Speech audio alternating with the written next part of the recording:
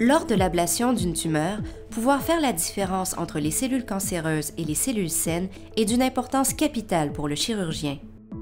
Frédéric Leblond et ses collègues ont mis au point un outil qui indique en temps réel où se trouvent les tissus malades. De nos jours, le traitement du cancer est approché de différentes manières, mais souvent, pour les tumeurs solides, la première ligne d'attaque, c'est la chirurgie. C'est-à-dire qu'on va essayer d'aller enlever le plus de tumeurs de tissus cancéreux possible durant une procédure chirurgicale. Le problème de nos jours, c'est que pour plusieurs pathologies, il est impossible de détecter tout l'étendue du cancer à l'aide des méthodes standards, comme par exemple la résonance magnétique. Puis ça peut être dangereux parce que ce qui revient, la maladie qui revient, souvent est associée à ce qu'on a laissé derrière en termes de tissus cancéreux.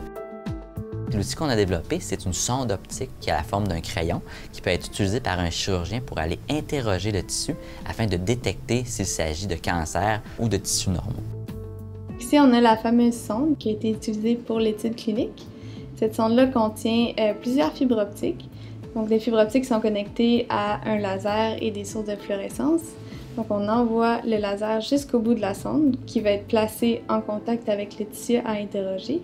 Et le laser va interagir avec le tissu qui est au bout de la sonde et on récolte le signal qui revient, qui est différent si c'est du tissu normal ou du tissu cancéreux.